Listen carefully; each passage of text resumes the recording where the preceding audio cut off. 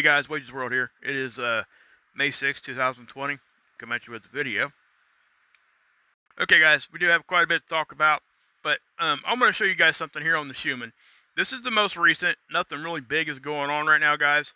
No big spikes. We had a smaller one right here that was about 15-20 minutes long. Nothing really happened much with that. But our normal level is right there at 7.83, right? We've all been talking about how our frequency is rising, correct? So, you can kind of see that here. All right. Now, what I want to point out is, if you look at the 24 level here, you see how it goes here and stops, right? Then it picks back up right here, stops, picks back up, stops, picks back up. Now, that's almost a pattern in my mind, but that's not even what I'm talking about. Okay, so you go up to 20 hertz level, same thing, right? But you can kind of see a faint line trying to appear there. So you back down another 4 hertz levels to the next level there that we can see, right around 13, okay, just over 12. And we can't even put a stop there because we can physically see that that frequency does not stop. It is there all the time now. Okay, now I've been talking about that for about a month, and it's gotten more and more pronounced, which means that yes, our frequency, that this is proof that our frequency has risen, and it's not going back the other direction. It is there. It is there. Okay, and I do look. This, in my opinion, we're seeing these here. You can kind of see even a faint line there. See how you can, maybe you can't, but I can looking at this. You can kind of see a faint line there. It's not really intense hardly at all. But you go down to here and there's nothing there. Okay? What I'm saying is, I think what we're going to see is eventually that, number one, this 13 level is going to start looking just like that one, because it's close there now. And eventually, all of these will. I don't know how long that's going to take. And, we could try to put timelines on that, but I don't think it does us any good. People that put dates and stuff on things, just think about this for a second, guys. Anybody that put date on anything at all, has that came true yet? We're all still here, right? So what I'm saying is, be very careful if you guys are going to do that. Because what happens is, if you're mistaken and that date, nothing happens on that day, the only thing that's going to happen is your credibility is gone. Because people are trusting your date, and when that doesn't come to pass, people have a hard time, sticking with you. So we all make mistakes. We're all not perfect. So what good does setting a hard date do for us? Nothing. It doesn't really do anything good for us. So why do it? Yes, we can say, hey, we got a time frame of 3 or 4 months. I think we're going to see, that show up in between this time and that time, right? We can all say that if we want, but you got to preface that too. You got to tell people, hey, this is what I think. I'm not 100% on this. Even if you think you are 100%, I wouldn't say it like that. I promise you, because I wouldn't want to lead somebody the wrong way just because I think something's going to happen. I will give you my opinion. That's where it stops. So be careful setting dates, please, because it will. You will steer somebody the wrong direction on accident. You don't even mean to do it. And then also, if people knew you set a date and nothing happens on that day, you just don't have any credibility after that, guys. Even though you tried your best, you just lose credibility. That's all I'm saying. So, but as you can say here, guys, you can see what I was just saying. I do think that we now have a second normal frequency that's no longer going away. And I think that that's good observational proof that our frequency has risen, and it's not going backwards the other way. I don't think it's going to. So, anyway, we're going to move on. Okay, guys, I'll leave a link over here to the spaceweather.com. Man, like I said yesterday, they're really knocking it out of the park right now. I really think they're doing a great job over here, guys. Go check it out. They talk about the meteor shower and how it looks like the peak may have already happened.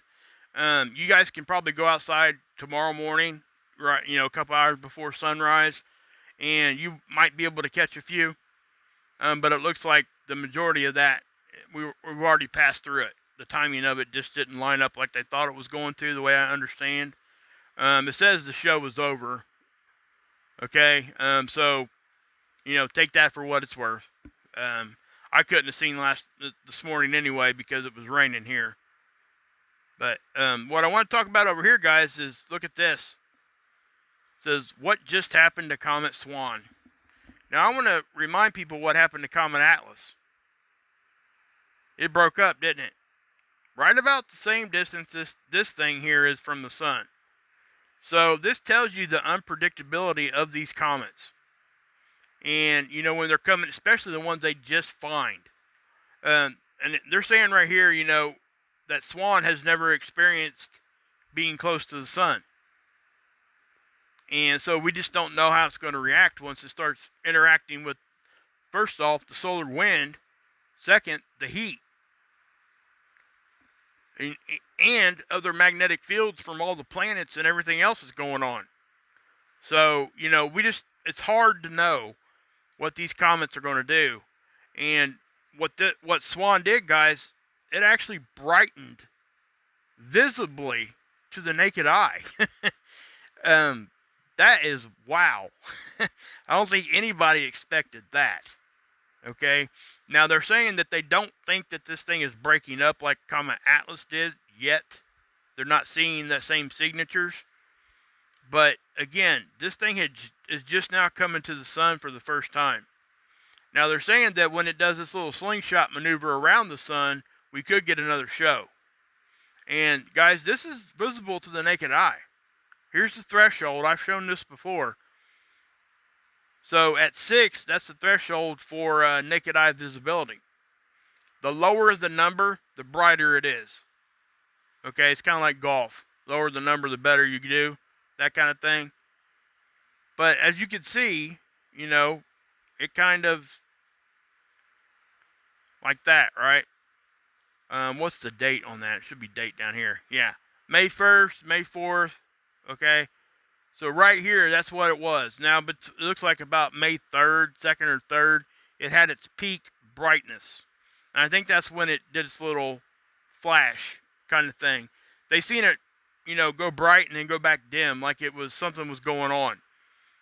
They don't think it's broke up yet. They're not seeing that yet. But, as this thing gets closer and closer to the sun, who knows? I'm looking at this, but they're saying they think it's going to make it around, from what I understand, some of the other articles I read. But they were saying the same thing about Atlas, guys. But then they also say, hey, this is very unpredictable. We don't know what it's going to do when it starts getting really close to the sun, getting higher solar wind, higher heat, all of that, right? So, but I thought that was interesting. Thought you guys might like to see that. That most definitely is something neat. So we'll watch that for a second, see if we can see when it does its little brightening. But for it to be visible to the naked eye and to visibly see with your eye that it got brighter and then went back dim, that's amazing. At least for me, I like this kind of stuff. I don't know about you guys, but stuff like this is very intriguing to me, very interesting. It keeps me on my toes. I like reading about it, looking at it, all that. But not everybody's like me on that end of it. I just think I think most people can kind of get a good view here of this. And it's actually, like I said, guys, one more time, naked eye. When we can see this stuff with our naked eye, man, that's pretty neat. So, but yeah, so I wanted to show you guys that. Now, again, there are no sunspots right now. I do see a few coronal prominences, which are just active areas, and we'll go take a look at those here in a minute. But as of right now, we've had 95 days with no sunspots. Right now we're in a 4-day stretch. Now, just because we got bright areas in front of us, or right, Earth facing, doesn't mean that those are sunspots.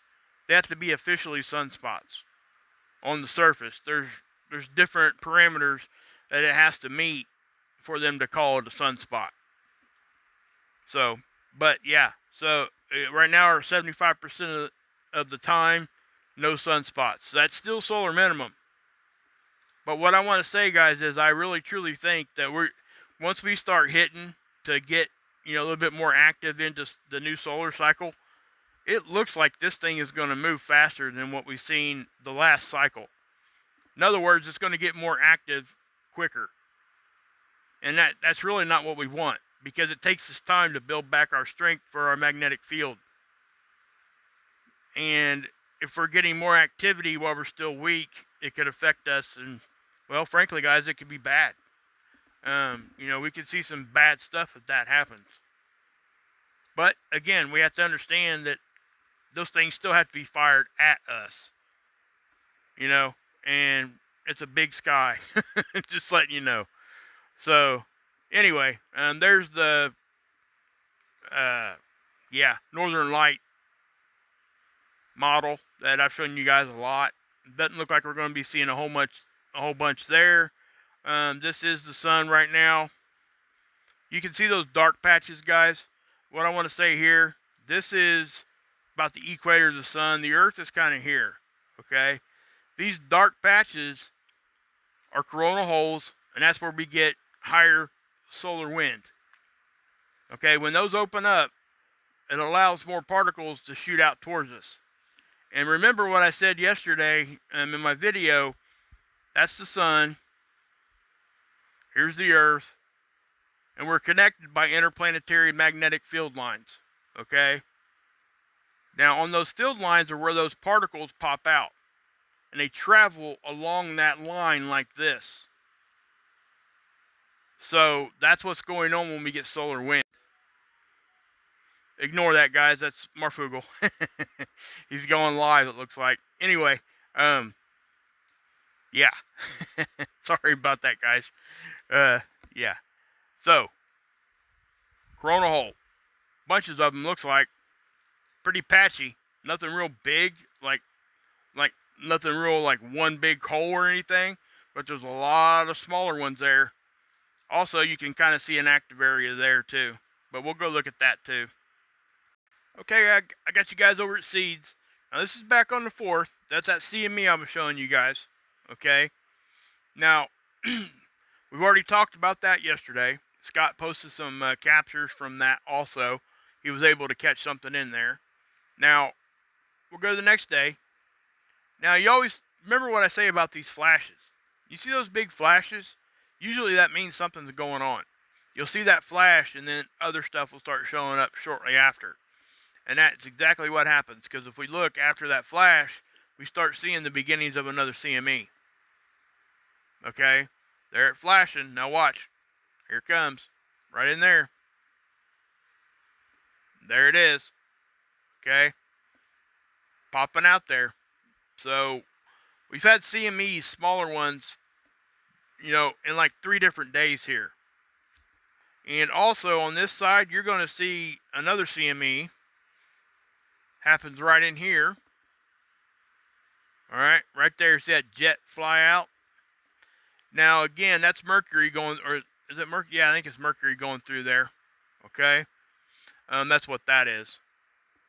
So, is Mercury causing that? I don't think so. And why do I say that? Because Mercury is always there by the sun, guys. The perspective from this satellite makes it look like it's closer than what it actually is. Alright, so that's what we have to understand. Perspective is everything when we're talking about this stuff. Really is. Visually and in other ways. Okay. So we will go on to the next day. And yes, so we had some missing data there from the end of the day on the 5th to the 6th. And that's why we kind of see, look right in here, right at the change of the day, right? Well, it already happened. But you'll see kind of like 2 black lines. right about there. See those pop up? Okay. That was the end of that other CME. But we didn't get to see that CME very much because there was like 8 hours of missing data. So, not much we can do about that. But yes, we're getting more action around the sun again. And that was my whole point here. Okay, guys, we also had an earthquake, a big one. Okay. This is over in Indonesia, happened out over the water. There was no tsunami warnings, nothing like that. I don't think this really affected hardly anybody, other than maybe some shipping vessels or something. I'm not sure. But it's right over here in Indonesia. And we could click on that and go look at all that, but there's really no need, at least for me right now, because I already looked at it, number one. Number two, there's really not much to show you guys. But it is in Papua New Guinea, or Indonesia, I'm sorry. Sorry about that. But yeah, a 6.8. Now, I also want to say this. This thing came in at a 7.3. That is a big difference. The higher the numbers get, say the difference between, let's go with magnitude 2.5. And then they say, well, now it's a 3. Okay? That difference between there, that 0.5, isn't the same as saying that was a 6, now it's a 6.5. The damage and stuff that happens between those, that same 0.5 is way greater the higher the number. Okay? So, anyway, in case you didn't know that, that is actually how it works. So, okay, guys, I got you over at SDO. I do want to show you these CMEs on SDO because, you know, we get to see them, and we get to see them pretty good like here. But they're happening on both sides of the sun. Now, here's that little active area that isn't officially a sunspot, but you can see it's not going anywhere. So we do need to keep, you know, track of what's going on with this. It's a very, very, very small coronal prominence, which is essentially just an active area on the sun. So this is over here towards these CMEs. You're going to get to see them here. I'm going to let this thing play at speed because, you know, right there at the beginning of that, you've seen it happen right in here. So let me zoom out a little bit. We'll take a look at the whole picture. And let's watch it here for a second. See that? That was a boom. That was a boomer, man. That thing, bam, bam. Okay? That was not coming at us. Okay? I don't think any of these things came at us. But it doesn't mean that they're not happening. And eventually, they will fire at us. And that's when we need to be watching. So, I would encourage you guys to go over here and check out this angstrom, the 171, because you'll be able to see quite a bit of stuff here. So, we got it there, and there, here on the left. Right there, you're going to see little filaments kind of dancing around there a little bit. It's kind of hard to see the filaments on this particular one, but see that right there? Now watch this thing fly off the sun. Looks like it's going to recapture it, and then some of it just goes ahead and moves on out, and some of it does go back to the sun. Yesterday I was showing you guys plasma rain. That's essentially what that is. That's plasma that comes off the surface, and if it doesn't go on out into space, it goes back down to the surface, guys. Okay? And it happens all the time. Constantly. So, but go over and check this one out, guys. It's very interesting. It will give you a good idea of what these things look like. You can also, it gives you a good idea that things aren't happening just on one side of the sun. It's happening all over. And that's good to know, guys. It really is, because all this stuff that we're talking about here is pointing towards that new solar cycle. And if we get it back up into solar maximum before, you know, in a more quick way than what we're used to, we really need to be paying attention to this quite a bit. Okay, guys, I'm going to leave you with this geoelectric model. This is showing solar wind or solar space weather's effect on our grid, electrical grids. Nothing really big's happening here. I just thought you guys might want to see this for a second. And, I tell you guys goodbye here for this evening. And I'll be coming back with you guys tomorrow, unless something else happens that needs to be said right away. But one more thing. I want to say thanks again for what you guys have done for Scott. I know that neither one of us really expected that at all. I'm so humbled to know that you guys really, yeah, yeah.